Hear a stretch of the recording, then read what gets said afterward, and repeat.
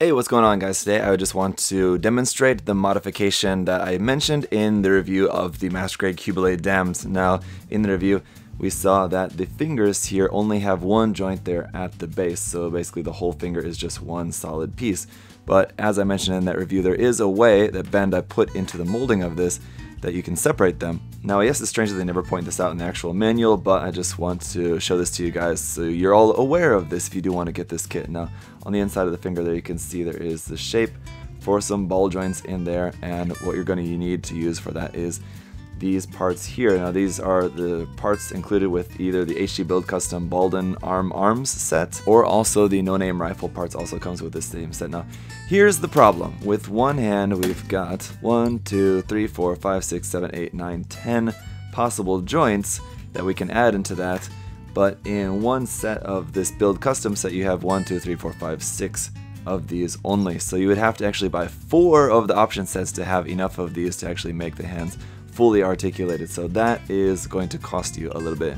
These sets are going to cost probably around $7-8, something like that for them, so not that terribly much, but if you're adding that to the price of a Master Grade P-Bandai kit that already costs, I hear it's now going for around $80 or so, that's not going to be all that cheap to add some articulation to this, and I honestly don't think it's going to add all of that much articulation to it, but let's find out. So I'm going to just use a combination of this small micro saw from Wave and then also my knife to cut these parts apart. Now, the problem is that you can't really make just a single clean cut because there's kind of some detail there. You kind of have to cut around that, so I do kind of wish they would have made it a little bit easier to cut this, having it just be like one straight line, but you kind of have to cut a little bit around that, a little bit more. So here on the finger, you can see on this joint, you can cut that one pretty just straight with the saw, but this one has this little bit that kind of goes back there, so you kind of have to like cut around that a little bit strangely.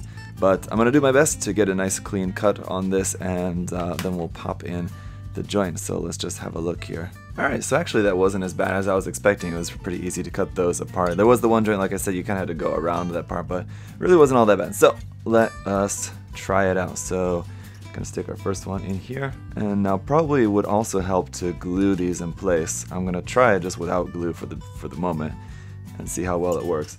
So you can see there that fits just perfectly nice in there. Now let's try the next one. This one I'm thinking we might have to cut down to make it fit into here. Yeah, so for the second joint, for this to be able to fit into there, and then for us to be able to actually close this up around that, I am going to have to cut that a little bit down to size, because as you can see, this second joint here in the middle won't be able to close up around that, so I'm gonna just have to kind of butcher that a little bit until it fits into there.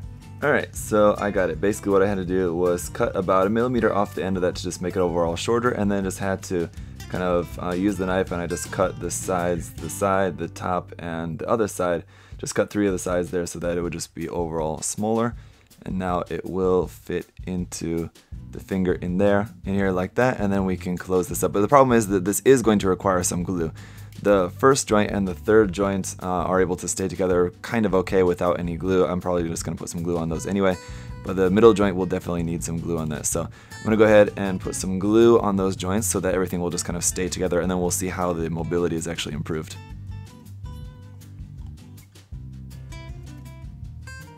Alright, so let's have a look here. As you can see, you can't really tell the difference between them now, but this is our now modified finger. And the first joint, we have a little bit of a bend there now, and the final joint there is only really going to be a little bit. Now, the way you could make that more is by just cutting out a little bit more of this section here. So you can see how that's getting stopped by that little bit there. If you just cut this a little bit like that, you could get a little bit more movement out of that front one. Out of this joint though, it's really not too bad. You can get a little bit further out of that, so all in all, you can see it's just going to be a little bit better looking. Definitely, I mean, it definitely looks a little bit better. I won't deny that, compared to this other one where it's just bent like that, and you can tell it's just kind of like a rod rather than a finger. This one definitely does, with just a little bit of bend in it, look a little bit slightly better, so it's not too bad. But again, it's going to cost you a little bit of money to actually be able to do that to all the joints to get all the parts that you need. That said, one final point of advice that I would give you guys is, I think if you didn't want to have to buy 4 sets of this, I think what you could probably do is just use some old bits of runner and just carve out what you need, because essentially the shape that you need is pretty simple. You need a cylinder, you need a little bit kind of indent there, and then you need a kind of relatively ball shaped. And And with a knife and just a couple bits of runner, you could definitely just cut that out and just kind of carve that so it just kind of has a little bit ball shape there at the end of it. It'd be pretty easy to just make these parts just completely out of scrap. So that is definitely another option that I think you could do with this. I mean, you don't even have to use a separate runner. You could use this exact runner. So you buy one set and use the ones you got on here, and then you just use other bits of this runner, which look to be all about the same size, the same gauge as this, to make what you need with kind of everything you have here, just using some of these extra bits of runner that are just all around on this. So that is it for the tutorial, guys, or just kind of a little demonstration there more than a tutorial. It was just kind of a simple little thing. So hopefully that's helpful. Any of you guys who do have the kit or were interested in the kit, hopefully this is helpful if this is something that you wanted to do to modify your kit to make it just that much little bit better. So thank you so much for watching, guys. Let me know what you think down in the comment section below, and I'll see you again next time. Bye bye. Thanks for watching.